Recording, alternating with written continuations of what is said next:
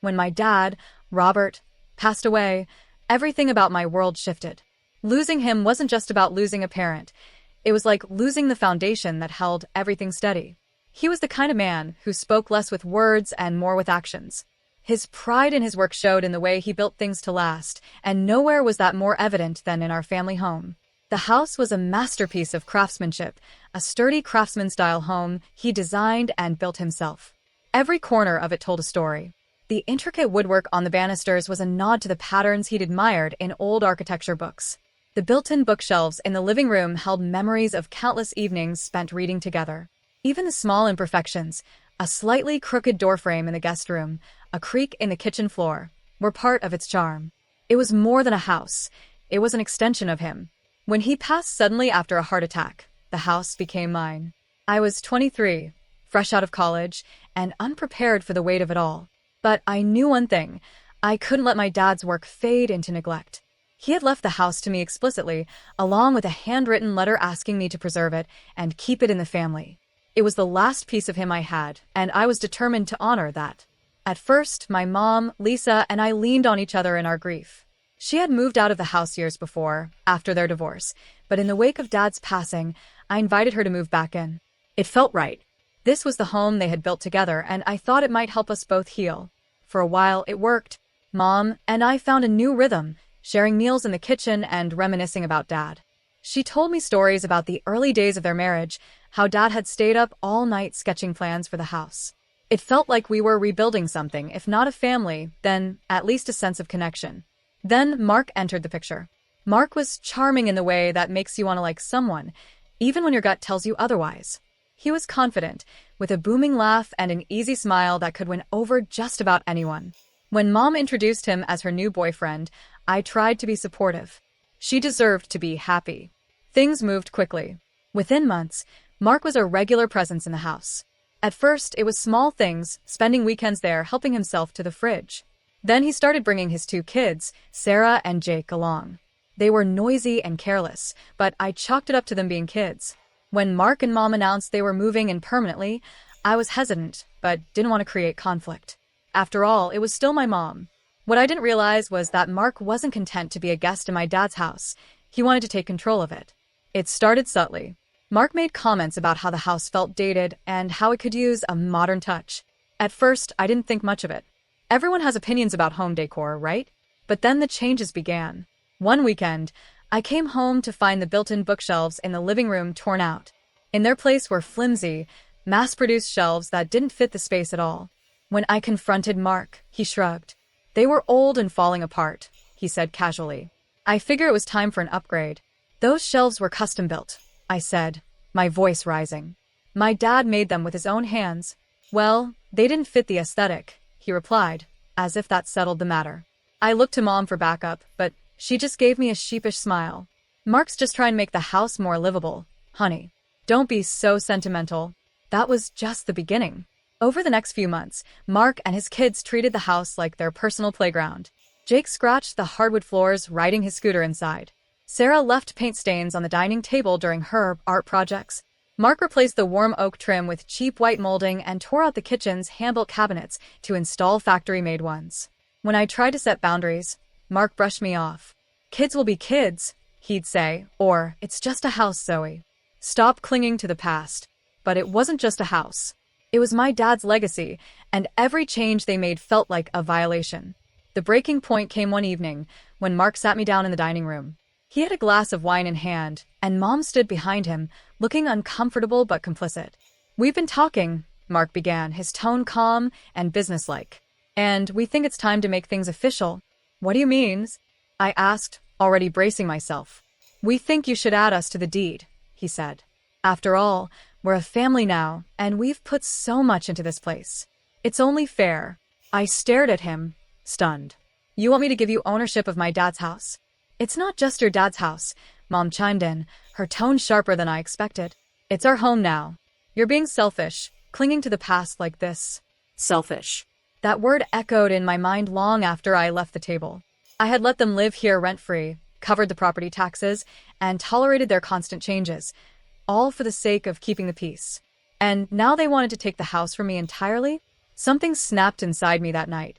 This wasn't just about a house anymore, it was about everything my dad had worked for, everything he had stood for.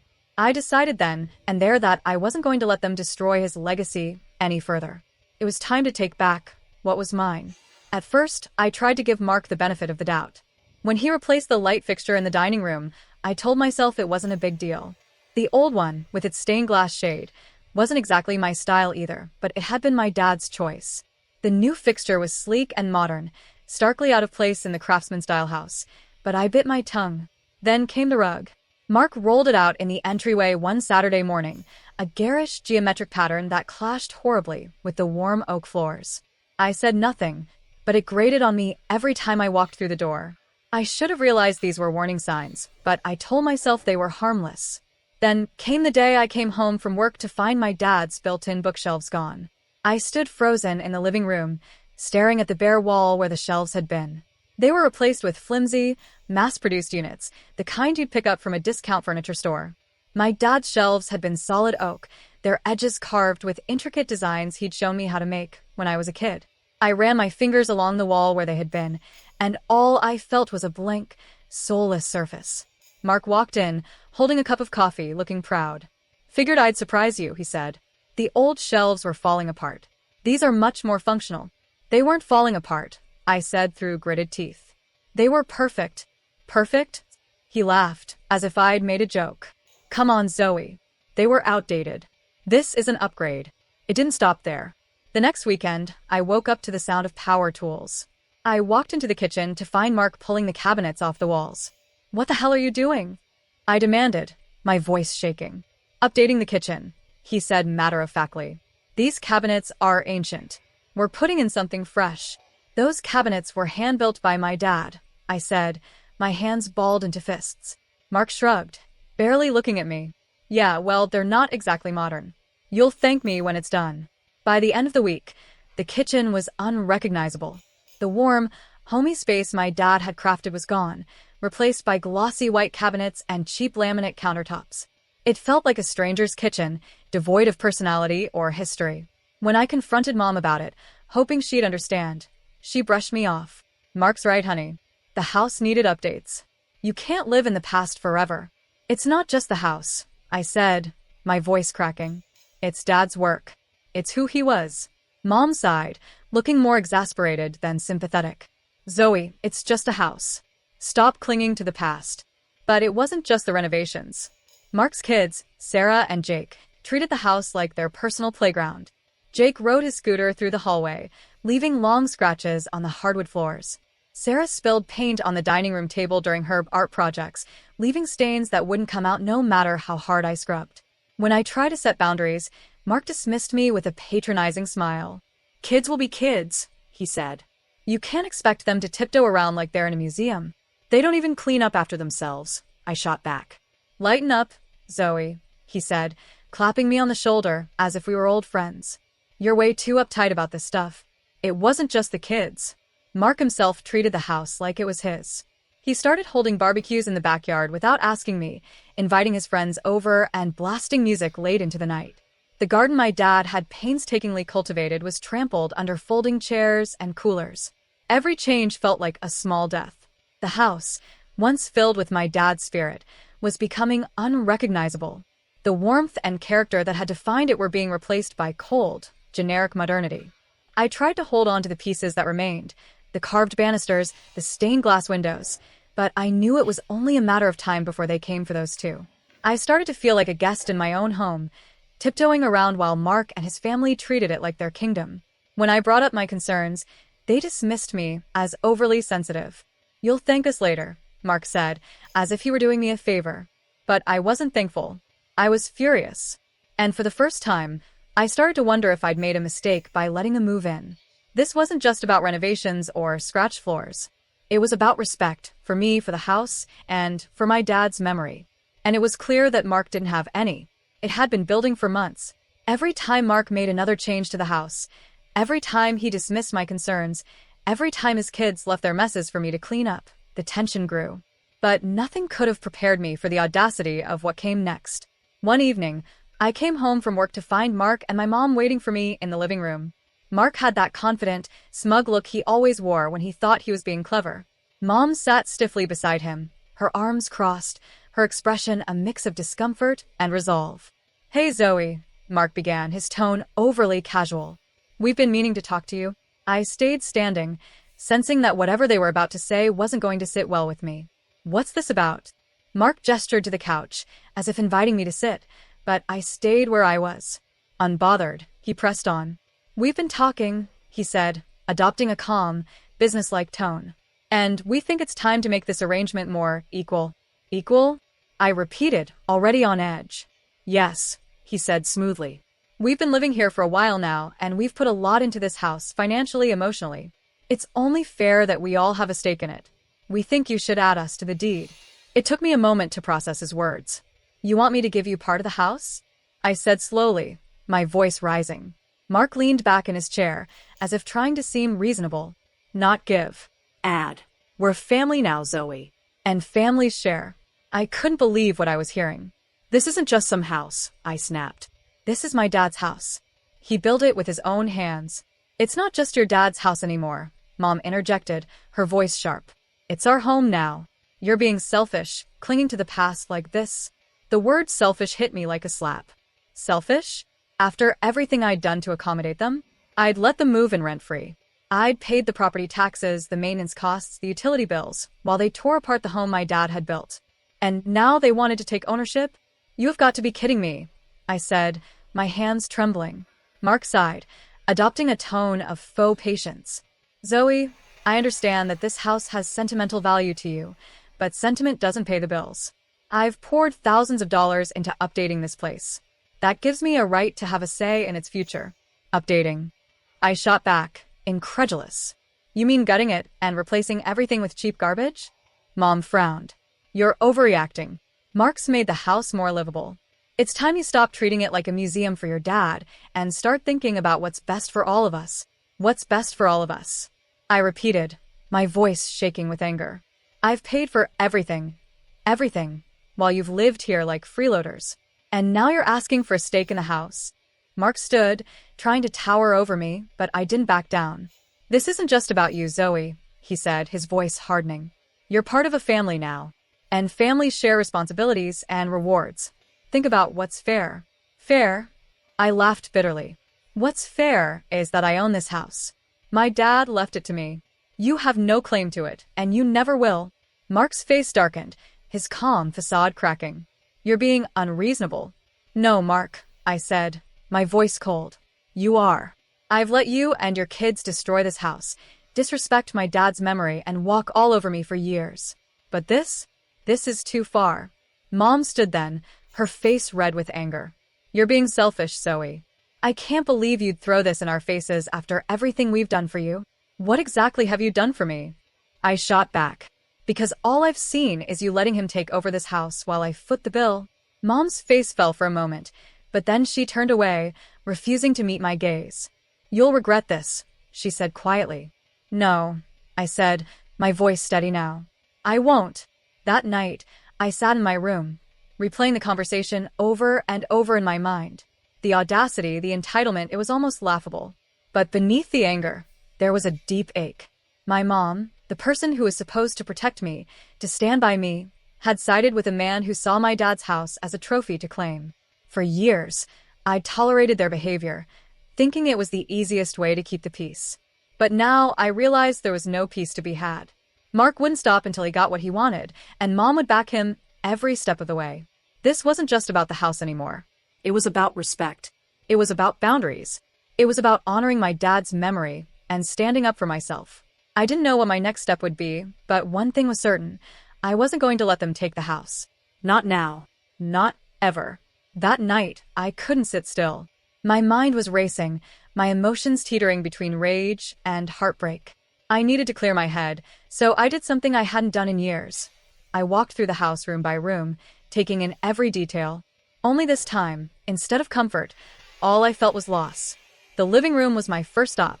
The bookshelves were gone, replaced by cheap, mass-produced units that sagged under the weight of their mismatched clutter. My dad had spent weeks building those shelves, sanding and staining them to perfection. They were more than furniture. They were a symbol of his craftsmanship, his love for this house. Now, All that was left were faint scuff marks on the floor where they used to stand. The dining room was next. Mark had replaced the chandelier with a gaudy, modern fixture that looked like it belonged in a department store catalog. It cast a harsh, unflattering light over the room, washing out the warm tones of the wood paneling. Or rather, what used to be wood paneling. They'd painted over it with some bland gray color, completely erasing the character my dad had worked so hard to create. I wandered into the kitchen, bracing myself for what I knew I'd see. The cabinets were glossy and white, their plastic veneer already peeling at the edges. My dad had built the original cabinets by hand, carving intricate details into the doors and finishing them with a rich walnut stain. I ran my fingers along the countertop, remembering how proud he'd been of the butcher block he'd installed himself. It was gone, replaced by cheap laminate that felt hollow under my touch. Even the backyard, the one place I thought might have been spared, was unrecognizable.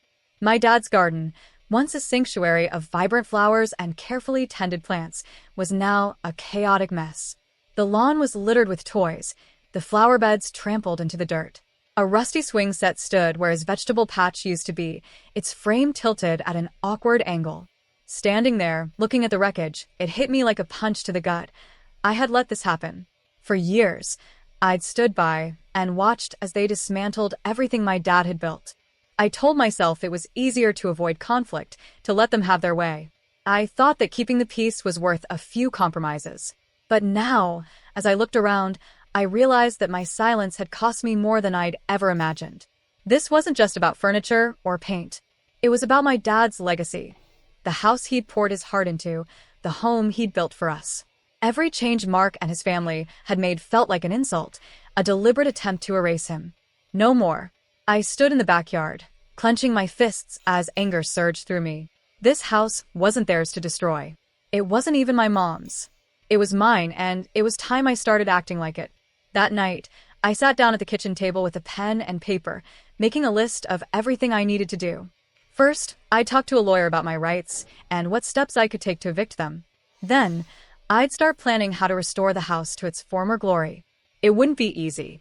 I knew my decision would spark outrage, especially from my mom. She'd call me selfish, accuse me of breaking up the family. Mark would fight back too. He wasn't the type to give up without a fight. But I didn't care anymore. This wasn't just about property. It was about respect for my dad, for his work, and for everything he stood for. He taught me to value integrity, to stand up for what was right, even when it was hard. As I stared down at my list, a sense of resolve washed over me. I didn't know exactly how this would play out, but I knew one thing. I wasn't going to let them take anything more from me. This house was my dad's legacy, and I was going to take it back. The next morning, I sat at my kitchen table, staring at the lawyer's contact information on my laptop. I'd found her name after hours of scrolling through reviews, trying to find someone who specialized in property disputes. My hands shook as I dialed her number, but the moment she answered, her calm, professional tone put me at ease. Her name was Rebecca, and she didn't waste time sugarcoating things. "You're the sole owner of this house?" she asked after I explained the situation. "Yes," I replied. "My dad left it to me. There's no mortgage, and I've been paying the taxes and all the bills. And your mother, her husband, and his kids, none of them have a formal agreement to live there? No lease, no rent payments." "None," I said firmly. Rebecca's voice took on a confident edge. "Then you're well within your rights to evict them. They're occupants without a legal claim to the property, and they're damaging its value. You have every reason to ask them to leave." Hearing her say it so plainly was a relief. For years, I'd felt trapped by guilt and obligation, but now I realized that this wasn't just a personal matter. It was a legal one. "What's the next step?" I asked.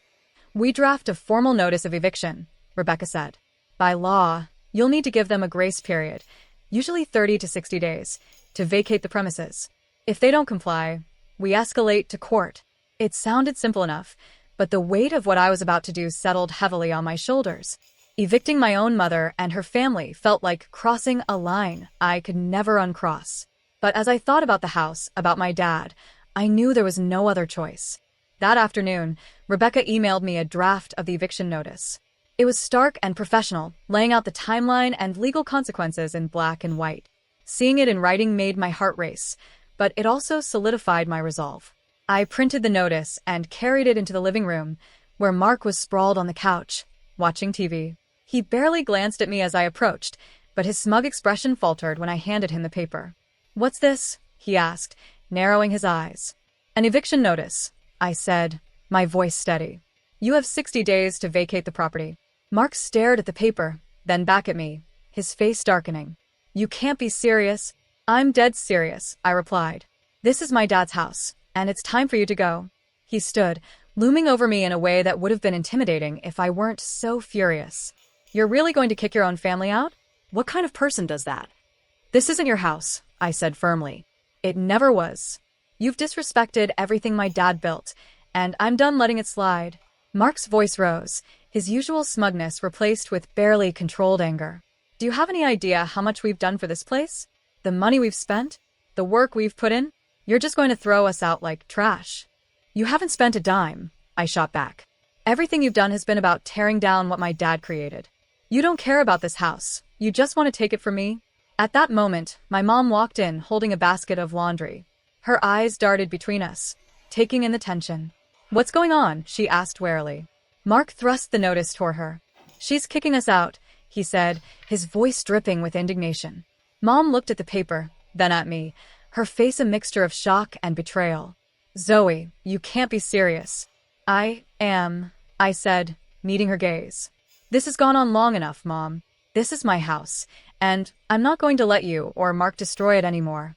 For a moment, she looked like she was about to cry, but then her expression hardened. "You're really doing this?" she asked, her voice cold. "To your own mother?" I felt a pang of guilt, but pushed it aside. "You chose Mark over me a long time ago," I said. "I've let you stay here rent-free. I've paid for everything, and all you've done is let him ruin this house. I'm done, Mom. You have 60 days to leave." Mark let out a bitter laugh. "You think this is over? You think you can just throw us out and walk away? We'll see about that." His threat hung in the air as I turned and walked away, my hands shaking but my resolve unshaken. I knew this was only the beginning of the fight, but I also knew it was a fight I couldn't avoid anymore. This wasn't just about the house. It was about standing up for myself, for my dad, and for everything he'd worked for. No matter what came next, I was ready. The moment the eviction notice hit their hands, the house became a war zone. Mark's simmering anger boiled over, and my mom, Lisa, was caught somewhere between outrage and heartbreak. It wasn't just the yelling or the accusations. It was the way they turned everything around, trying to paint me as the villain. "You're tearing this family apart," my mom screamed one night, tears streaming down her face. She stood in the hallway, blocking my path, her voice cracking with raw emotion. "This is just a house, Zoe. Is it really worth destroying our relationship over?" I stood there, my arms crossed, willing myself not to crumble under the weight of her words. "It's not just a house, Mom," I said quietly. "It's Dad's legacy. And you've done everything you can to erase it." Her face twisted in disbelief. "How can you say that to me? After everything I've been through? Do you think I wanted any of this?" "No," I replied, my voice firm but calm. "But you've let it happen. And now you expect me to stand by while Mark and his kids destroy the only thing I have left of Dad? I can't do it anymore." The fallout wasn't contained to the house. Word of the eviction spread quickly among our extended family, thanks in no small part to my mom. Calls and texts started pouring in, each one more accusatory than the last. "Your poor mother," one aunt texted. "She's given you so much, and this is how you repay her? I can't believe you turn your back on your own family," another cousin messaged. "Do you even care about what this is doing to her?" Even people I hadn't spoken to in years chimed in, parroting the same narrative. I was selfish, cold-hearted, and ungrateful. The guilt was suffocating, even though I knew deep down that I was doing the right thing. The only people who understood were my grandparents, Anna and Frank. They had been my rock throughout this ordeal, offering quiet support without judgment. "You're doing the right thing," Grandpa said one evening when I called him, my voice shaking with frustration. "Don't let them make you doubt that." "But what if I am being selfish?" I asked, the guilt creeping back in despite my best efforts to push it away. Grandma's voice came through the phone, steady and kind. "Selfish would be letting them take everything your dad worked for. Selfish would be ignoring what's right because it's easier. What you're doing is hard, Zoe, but it's not selfish. It's necessary." Despite their reassurances, the hostility at home became unbearable. Mark stopped pretending to be reasonable and started throwing petty insults my way every chance he got. "You think you're so high and mighty because your name's on a piece of paper," he said one evening as I walked through the living room. "But let's see how you handle the real world without mommy and daddy holding your hand." I ignored him, refusing to rise to the bait, but the words stung. Even the kids got in on it. Sarah and Jake left their toys scattered in my room, knowing it would annoy me. They cranked up the TV late at night, making it impossible for me to sleep. Every small act of defiance felt like a reminder that this was no longer my home. It was a battlefield. Through it all, I clung to my dad's words, "Do what's right, even when it's hard." He used to say that when I was a kid, whenever I struggled with tough decisions or felt overwhelmed by the weight of doing the right thing, I could almost hear his voice now, steady and reassuring, urging me to stay the course. So I did. I stopped answering the guilt-laden texts. I avoided confrontations with Mark and his kids as much as possible. I spent hours planning the restoration of the house, researching contractors who could undo the damage they'd done. It wasn't easy, but I reminded myself that this wasn't just about a house. It was about honoring my dad, protecting his memory, and reclaiming what he'd worked so hard to create. By the time the 60-day deadline approached, I knew there was no turning back. The backlash had been brutal, but I was prepared to face it head-on. This wasn't just a fight for a property, it was a fight for everything my dad had stood for. And I wasn't going to let anyone take that away. If I thought handing Mark the eviction notice was the hard part, I was sorely mistaken. Instead of packing up and leaving, Mark escalated the situation by filing a counterclaim against me. The paperwork arrived in a thick envelope, the kind that immediately feels ominous in your hands. Mark was arguing that his years of living in the house granted him and his family tenants rights, and that they couldn't be evicted without a formal lease termination. He even claimed that the improvements he had made, tearing out my dad's work and replacing it with cheap renovations, had added value to the property and justified their continued residence. It was laughable, of course. There was no lease, no agreement, and certainly no legal basis for his claim. But that didn't stop the counterclaim from dragging the eviction process into court, turning what should have been a straightforward matter into a drawn-out legal battle. The weeks that followed were some of the most stressful of my life. Rebecca, my lawyer, was a godsend, guiding me through every step of the process with calm efficiency. "This is a stalling tactic," she assured me during one of our meetings. "He knows he doesn't have a case, but he's hoping to wear you down or scare you into giving up." I nodded, trying to absorb her confidence, but the reality of the situation weighed heavily on me. My home, my dad's home, was still occupied by people who had no respect for it or for me, and now I had to fight in court to get them out. Rebecca and I began gathering evidence. I provided her with a copy of my dad's will, which clearly named me as the sole owner of the property. I compiled years' worth of receipts for property taxes, maintenance, and repairs, expenses I had covered entirely on my own. I also documented the damage Mark and his family had done to the house. I took photos of the scratched floors, the peeling paint on the cheap cabinets they had installed, and the trampled remains of my dad's garden. Rebecca even suggested gathering testimonies from neighbors who had witnessed their behavior, and a few were more than willing to help. The day of the hearing arrived, and I walked into the courtroom with a mix of nerves and determination. Mark was there, sitting next to his lawyer with a smug expression that made my blood boil. My mom sat behind him, avoiding my gaze, while Sarah and Jake were conspicuously absent. Mark's lawyer argued that their time in the house had established them as tenants and that evicting them without fair compensation for the improvements they'd made was unreasonable. Rebecca dismantled their argument with precision. She pointed out that there was no lease agreement, no history of rent payments, and no legal basis for their claim to the property. She presented the evidence we had gathered, showing not only that I was the rightful owner of the house, but also that Mark and his family had caused significant damage during their time there. When it was my turn to speak, I kept my words simple but firm. "This house isn't just property to me," I told the judge. "It's my dad's legacy. Mark and his family have done everything they can to erase that, and I can't let it continue. I've tried to resolve this peacefully, but they've left me no choice." The judge didn't take long to rule in my favor. Mark and his family were ordered to vacate the property within 30 days, and they were denied any claim to compensation for their so-called improvements. As we left the courtroom, Mark's smugness had been replaced by seething anger.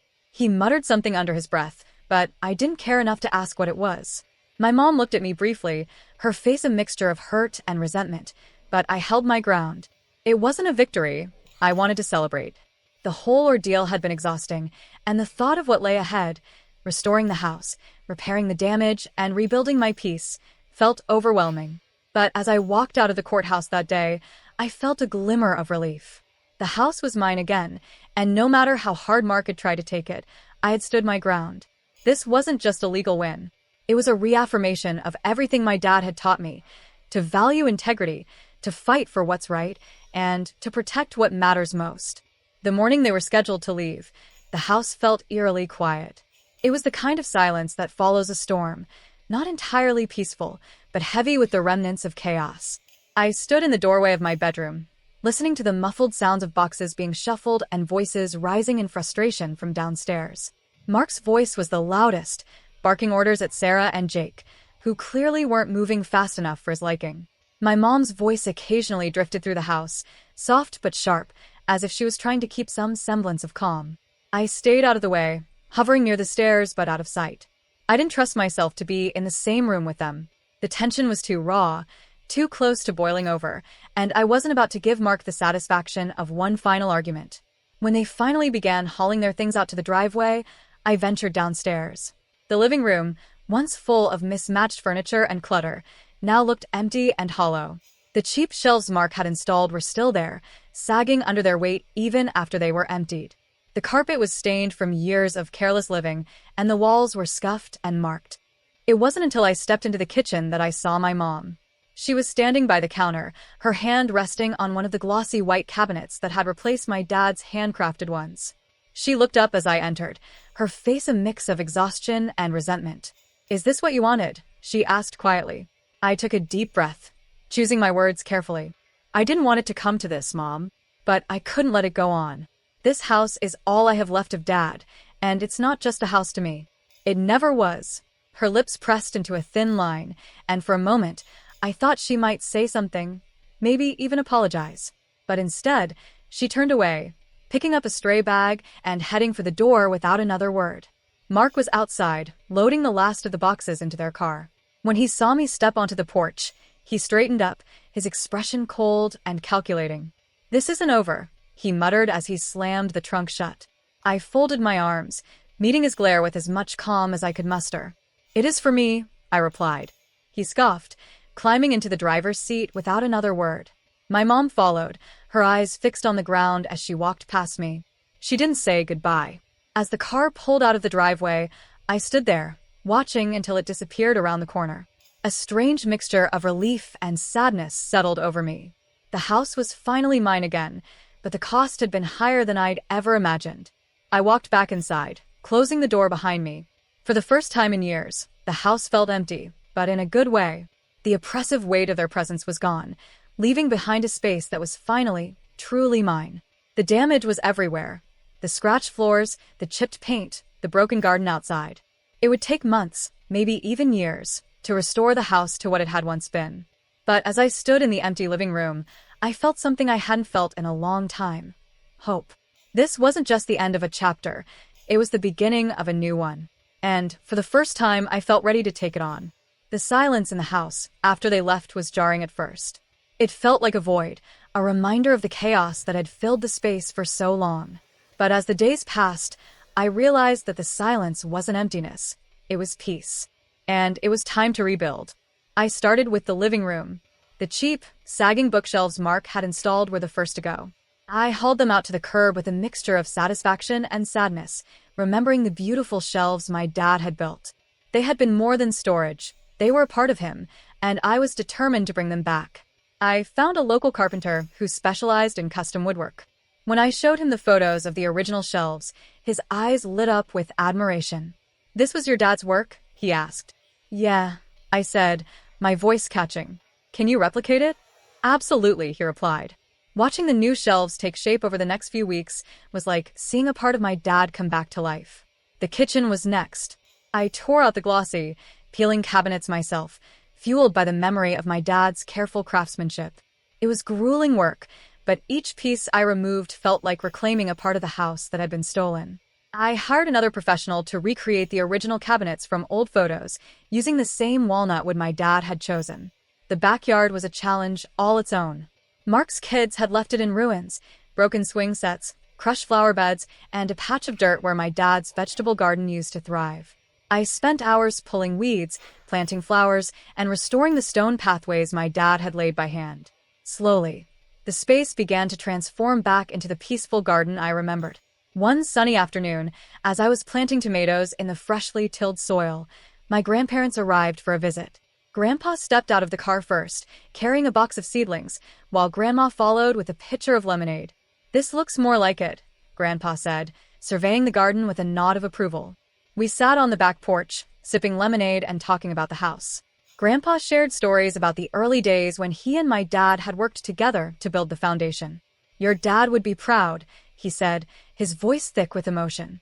He always said this house was meant to last, but it wasn't just the materials, it was the heart he put into it. "And you're bringing that back." Hearing those words filled me with a deep sense of purpose. This wasn't just about undoing the damage Mark and his family had caused. It was about honoring my dad's memory and preserving the legacy he had worked so hard to create. That evening, as the sun set over the garden, I felt something I hadn't felt in years. Peace. The house still had a long way to go, but for the first time, it felt like home again. The weeks turned into months, and the restoration continued. The living room regained its warmth with the rebuilt shelves. The kitchen was once again a reflection of my dad's craftsmanship, and the garden became a sanctuary. Each project was a step toward reclaiming not just the house, but the sense of connection and purpose I'd lost along the way. And with each step, I felt closer to my dad, as if his spirit was still here, guiding me through the process. It wasn't just a restoration, it was a renewal. And for the first time, I felt like I was living up to the promise I'd made to him, to protect and preserve the home he had built with love. The living room is quiet now, save for the faint creak of the wood floors beneath my feet. I sink into the familiar embrace of the armchair by the window, the one my dad used to sit in with his morning coffee. Around me, the room has been restored to its former glory. The custom bookshelves stand proudly along the wall, filled with the worn paperbacks and family photo albums that once graced their shelves. The warm oak trim catches the light of the setting sun, and the faint scent of the garden drifts through the open window. For the first time in years, the house feels like home again. It's more than just a structure. It's a testament to my dad's values, to the lessons he taught me about hard work, integrity, and resilience. Every detail in this room, every choice I made during the restoration, was driven by his memory. This house is his legacy, and protecting it has helped me reconnect with parts of myself I thought I'd lost. But not everything has been healed. My relationship with my mom remains fractured, a brittle shell of what it once was. Since the move out, she's only reached out a handful of times, each call or message tinged with bitterness and guilt. "You've changed, Zoe," she said during one of the last conversations we had. "You used to care about family." "I still care about family," I'd replied. "But I also care about boundaries. And respect. And Dad's memory. I can't keep sacrificing all of that for a version of family that doesn't include those things." She didn't respond. Instead, she hung up, leaving the silence to echo louder than any argument could. Sometimes I lie awake at night wondering if I could have handled things differently. Maybe if I'd been more patient, more forgiving, we could have found a way to mend things. But then I remember the years of hurt, the constant erosion of my dad's work, and the boundaries that were repeatedly ignored. Some things can't be fixed, and that's okay. As the weeks pass, I'm learning to let go of the guilt and focus on what I've gained. The house stands as proof that I'm capable of protecting what matters, even when it's hard. It's more than just a victory. It's a reminder of the strength my dad instilled in me, the quiet resolve to stand up for what's right.